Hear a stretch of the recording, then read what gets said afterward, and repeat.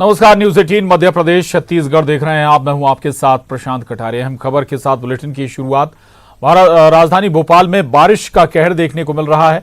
यहां railway station के 6 number के सामने प्लेटफॉर्म के सामने पेट्रोल पंप पानी में डूब गया है। सड़कें सैलाब बन गई हैं।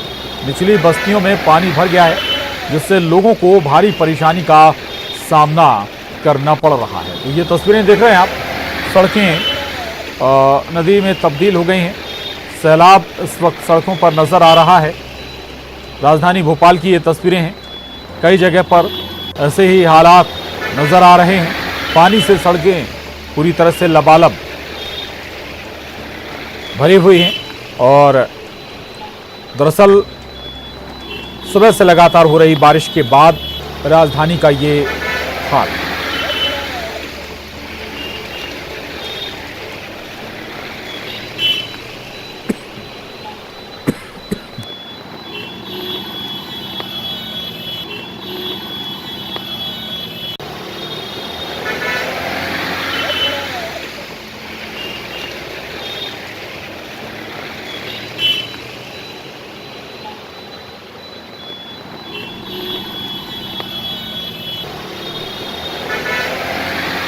तस्वीरें राजधानी भोपाल की हैं और सुबह से लगातार हो रही तेज बारिश के बाद राजधानी भोपाल की ज़्यादातर सड़कें पानी पानी हो गई हैं। कई जगह पर ट्रैफिक जाम हो गया है। लोगों को दफ्तर पहुंचने में खासी मशक्कत करनी पड़ रही है।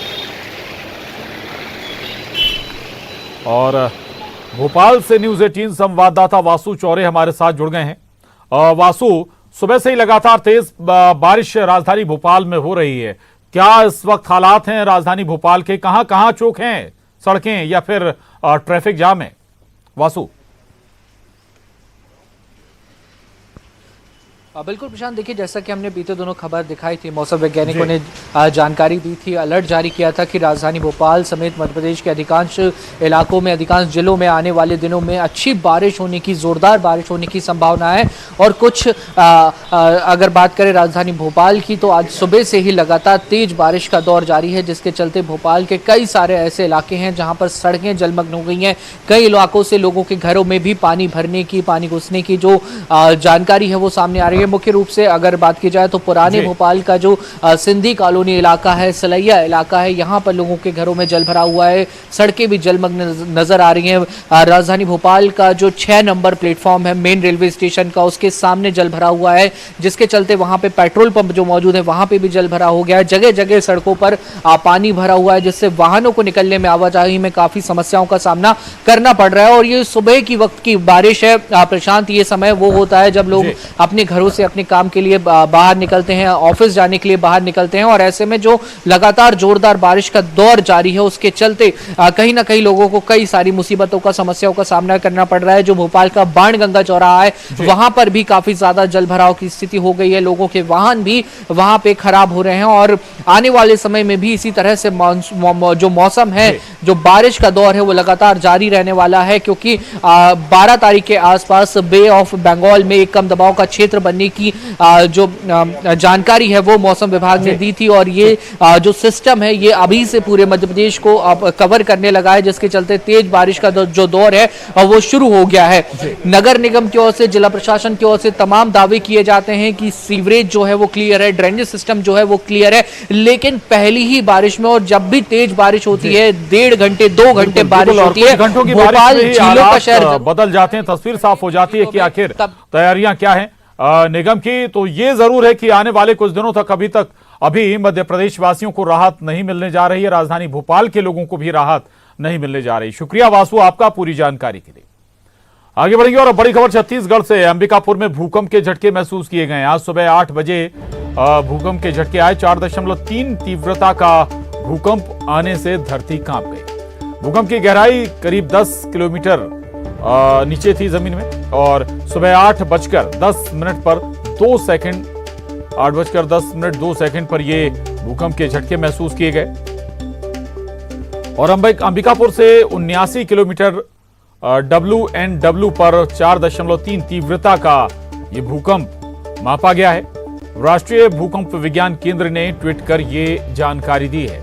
वहीं कोरिया बैकुंठपुर में भी भूकंप के झटके महसूस किए गए हैं। रिक्टर पैमाने पर ये 4.3 इनकी तीव्रता आंकी गई है और 8:10 पर यहां पर भूकंप के झटके महसूस किए गए थे और यहां से भी 10 किलोमीटर की गहराई में भूकंप आया है। तो ये बड़ी खबर है, अहम खबर है। दरअसल छत्तीसगढ़ में आज सुबह 8 बजे भूकंप के झटके महसूस किए गए, जिसकी तीव्रता 4.3 आंकी गई रिक्टर स्केल पर और जिसकी गहराई करीब जमीन से 10 किलोमीटर की गहराई पर ये भूकंप का केंद्र था।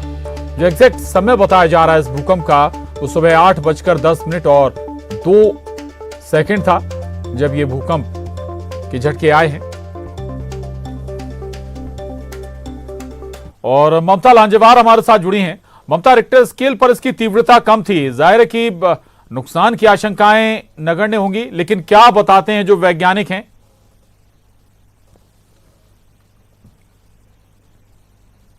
बिल्कुल, देखिए JR साहू सर हमारे साथ मौजूद है, मौसम वैज्ञानिक हैं, और ये जो भूकंप आया उसके बाद में जब वहां से ट्वीट किया गया तब जाकर ये पता चला कि हाँ यहाँ पर अंबिकापुर में भूकंप आया था। हालांकि कुछ लोगों का कहना है कि उन्होंने झटके महसूस किए थे।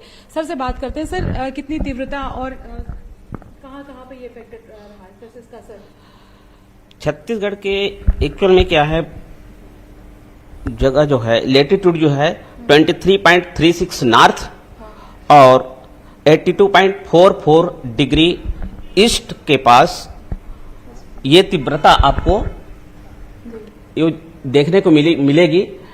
वो जो है ये बैकुंठपुर कोरिया का स्थान है, जहां पर जो है 4.3 मैग्नीट्यूड तीव्रता की यहां पर तीव्रता का वो अर्थक्वेक हटाते लाते उसको लाते हैं उसको एक बार और री कर लेना है, एक बार नए सिरे से बना लेना, फिर है ना, महसूस हुआ। और जो ग्राउंड लेवल से 10 मीटर नीचे पर उसका ये था स्थान था जहां पर मतलब अर्थक्वेक आया। क्या बड़ा नुकसान होता है सर से, या अभी तक तो कुछ ऐसा सामने आया नहीं? अभी तक तो पता नहीं चला है और हमको उसको पता नहीं चलता, वो स्टेट गवर्नमेंट वाले बताएंगे कि कितना नुकसान हुआ, कितना क्या हुआ, वो हमको अभी तक पता नहीं चला है। जी, आशंकाएं और क्या, जब इस तरह से आता है तो क्या और आशंकाएं बनी रहती है क्या आसपास? हाँ, आ सकता है अभी, और अभी 8:10 पर आया था ये भूकंप जो है, और आने का और चांस है। ममता, इस बार आए भूकंप के क्या वैज्ञानिक कारण हैं? तीव्रता वैसे एक तो ज्यादा गहराई पे था, इसलिए ज्यादा नुकसान होने का चांसेस मेरे को नहीं लग रहा है, और बाद में इसका पता चलेगा कि क्या क्या नुकसान हुआ है। जी सर, कारण क्या लगता है, वैज्ञानिक कारण इसका? अभी मतलब जो अभी जो आया है, इस बार जो आया है, अभी कारण तो इसका पता नहीं चला है। अभी कारण जो है जब पता चलेगा तब बताएंगे इसका, ठीक है। तो अभी सर जो आप बोल रहे हैं कि और भी जगह जो है वो आ सकता है, इसकी आशंका जो व्यक्त कर रहे हैं, कौन सा इलाका हो सकता है? इसी के आसपास हो सकता है बैकुंठपुर, अंबिकापुर? वो जो भूकंप का जो एरिया है, जो ये जो येलो कलर में जो दिख रहा है ना, ये उसका एरिया है एक्चुअली भूकंप का जो है ना। इस एरिया में मतलब हो सकता है, कहीं आ सकता है, लेकिन गारंटी नहीं है इसका आने का। तो ये प्रशांत जी हम आपको दिखाना चाहेंगे। बिल्कुल ममता, दोबारा भी भूकंप आने की गुंजाइश होती है। एक बार अगर भूकंप आता तो फिर हल्के हल्के झटके दोबारा भी आते हैं। बहुत शुक्रिया, विस्तार से समझा रहे थे मौसम वैज्ञानिक इस पूरे भूकंप को। धन्यवाद ममता आपका जानकारी के लिए। गृह मंत्री नरोत्तम मिश्रा को आप सुन रहे थे, और आशा की जानी चाहिए कि इस घटना के बाद और इस त्वरित एक्शन के बाद कम से कम अब ऐसी असंवेदनशीलता नहीं होगी। शुक्रिया दुष्यंत आपका पूरी जानकारी के लिए। आगे बढ़ेंगे और सूत्रों के हवाले से बड़ी खबर है। शिवसेना द्रौपदी मुर्मू को अपना समर्थन दे सकती है। एनडीए की राष्ट्रपति पद की उम्मीदवार को शिवसेना सपोर्ट करेगी, ये खबर मिल रही है। शिवसेना के सांसदों ने उद्धव ठाकरे के सामने बात रखी है। आज की बैठक में इस पर फैसला हो सकता है। तो ये बड़ी खबर है सूत्रों के हवाले से। माना जा रहा है कि शिवसेना द्रौपदी मुर्मू को अपना समर्थन दे सकती है। एनडीए की राष्ट्रपति पद की उम्मीदवार हैं द्रौपदी मुर्मू, जिन्हें ये माना जा रहा है कि शिवसेना सपोर्ट करेगी। शिवसेना के सांसदों ने उद्धव ठाकरे के सामने अपनी बात भी रखी है और आज माना जा रहा है कि इस पर कोई फैसला भी शिवसेना की ओर से हो सकता है। और हमारे साथ मुंबई एडिटर अमित राय इस वक्त जुड़े हैं। आपसे समझना चाहेंगे जीत लगभग हम कहें कि वो कैलकुलेशन एनडीए के पास है कि द्रौपदी मुर्मू जीत जाएं, लेकिन इसके पीछे का सियासी गणित समझाइएगा। शिवसेना अगर द्रौपदी मुर्मू को सपोर्ट करते हैं तो मंशा क्या है इसके पीछे? देखिए, शिवसेना ने कभी भी जो है राष्ट्रपति पद के उम्मीदवार के खिलाफ जो है आज तक कभी विरोध नहीं किया है। इसके पहले का इतिहास अगर हम देख लें तो अभी उन्होंने ये तय किया है कि द्रौपदी मुर्मू को सपोर्ट दिया जाए, क्योंकि आपको याद होगा कुछ दिन पहले शिवसेना के जो सांसद है राहुल शेवाले, उन्होंने एक पत्र भी उद्धव ठाकरे को लिखा था कि हमें इनका समर्थन करना चाहिए। तो उसी को देखते हुए 12 बजे जो है शिवसेना के सभी सांसदों की बैठक बुलाई गई है। इसमें मुख्यतः रूप से 2 एजेंडा है। जिस तरह से पार्टी पे संकट जो है बरकरार है, उससे लोगों को एकजुट रखा जाए, और दूसरा यह है कि किस तरह से जो है द्रौपदी मुर्मू को समर्थन दिया जाए। सूत्र हमारे ये बता रहे हैं कि शिवसेना सपोर्ट करेगी और सेना सांसदों ने भी उद्धव ठाकरे पर एक गुहार लगाई और आज की बैठक में जो है ये फैसला हो सकता है।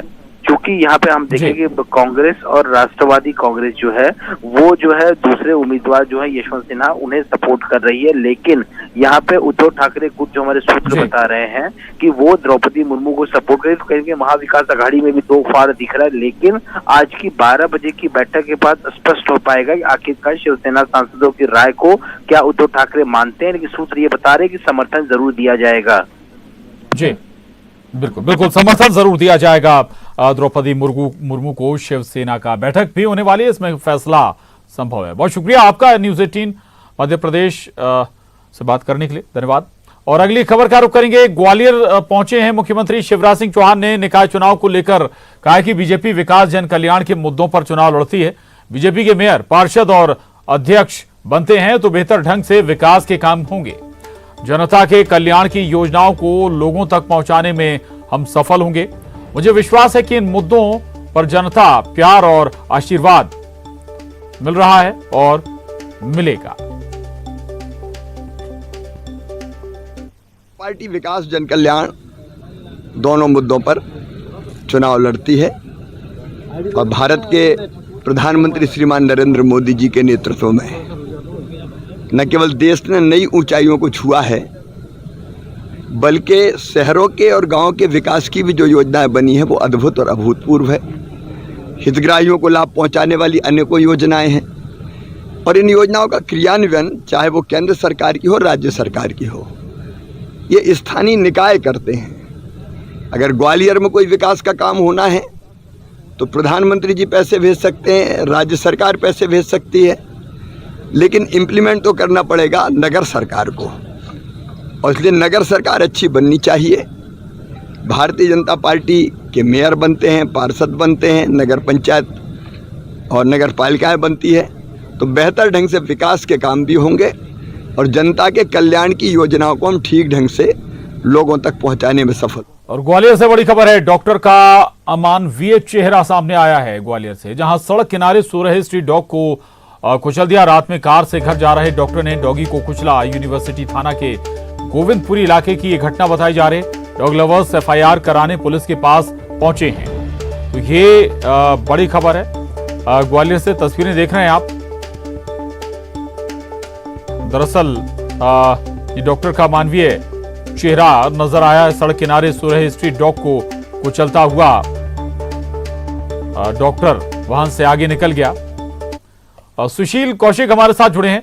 सुशील, ये अनायास घटना घटी, अनजाने में घटी घटना है या फिर कोई रिएक्शन इस पर आया, या फिर इस हादसे के बाद डॉक्टर रुका भी नहीं, ये भी गंभीर मसला है?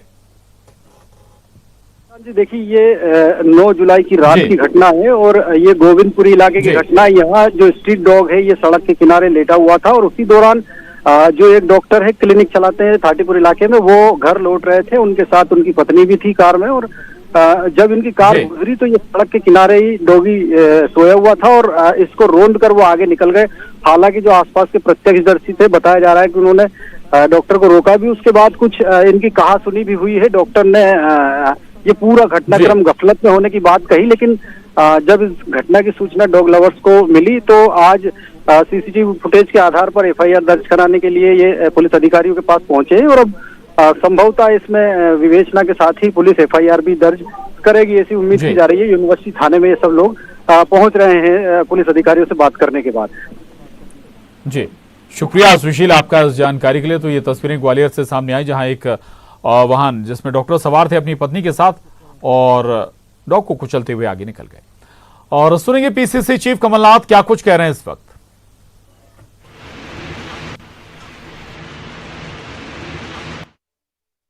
नई पहचान बनी और इसी पहचान से हमारी निवेश आए कि investment is an article of faith, ये हमें याद रखना है। ये आज हमारे सामने है, पर मुझे यहाँ के दुख होता है। मैंने कल सुना कि किस तरह यहाँ के मेयर के उम्मीदवार धमकी दे रहे हैं। यही धमकी, यही पुलिस, पैसा और प्रशासन, मैं तो पूरे प्रदेश में दौरा कर रहा हूं पिछले महीने से, पुलिस, पैसा और प्रशासन ही बचा है। किस तरह ये यहाँ के उम्मीदवार धमकी दे रहे हैं कि आपको कुछ नहीं मिलेगा, आपको कांग्रेस हमारी जिस जहां जिन्होंने झंडे लगाए हैं उनको कोई लाभ नहीं मिलेगा, जो भी उसने कहा, ये हमारे मतदाताओं का अपमान है। सबसे बड़ा अपमान है, आपने मुरैना में कल देखा, एक बच्चा गोदी में है, कोई एम्बुलेंस नहीं है, और शिवराज जी चिल्लाते रहेंगे। आजकल आधा भाषण तो उनका कमलनाथ पर होता है। मुझे आतंकवाद भी कह दिया, पता नहीं क्या कहा, आतंकवाद कह दिया। कहते भ्रष्ट सरकार, पूरा प्रदेश गवाह है। राजनीति में मेरे ऊपर कोई, मेरे 45 साल की राजनीति में 42 साल मैं संसद में रहा, मेरे से ज्यादा कोई संसद में नहीं रहा, मेरे ऊपर कोई उंगली नहीं उठा सका। शिवराज सिंह जी आज कह रहे हैं। आगे बढ़ेंगे और आदिवासियों की परंपरा और आस्था छत्तीसगढ़ की मूल पहचान है। यहां आदिवासियों की आस्था के प्रतीक इनके गांव में देवगुड़ी के रूप में स्थापित हैं और वर्षों से चले आ रही देवगुड़ी में पूजा पाठ और आस्था आज भी बरकरार है। ऐसे में आदिवासियों की आस्था पर प्रदेश के मुख्यमंत्री भूपेश बघेल ने भरोसा जताते हुए एक नई पहल की है। रिपोर्ट देखिए।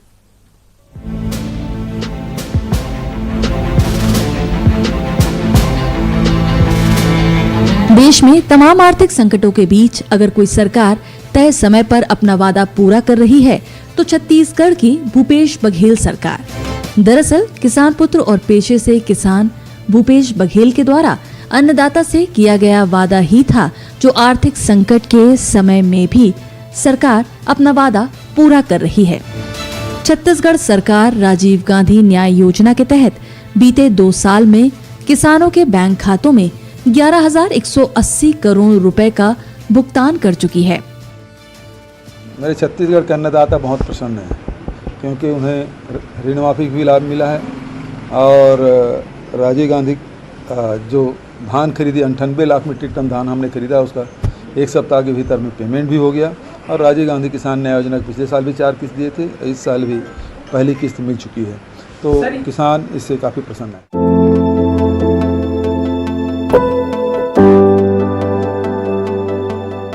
राजीव गांधी किसान न्याय योजना में धान के अलावा अन्य खरीफ फसलों को भी जोड़ा गया है।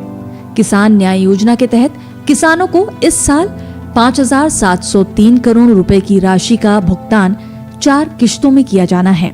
राजीव गांधी किसान न्याय योजना के तहत खरीफ वर्ष 2021-22 की पहली किश्त के रूप में किसानों को 1720 करोड़ रुपए, राजीव गांधी ग्रामीण कृषि भूमिहीन मजदूर न्याय योजना के तहत 71 करोड़ 8 लाख रुपए और गोधन न्याय योजना के तहत 13 करोड़ 31 लाख रुपए की राशि का भुगतान 21 मई 2022 को किया गया। भूपेश सरकार की राजीव गांधी किसान न्याय योजना से किसानों की जिंदगी खुशहाल हुई है। और इसके साथ ही इस बुलेटिन में बस इतना ही। खबरों का सिलसिला जारी है।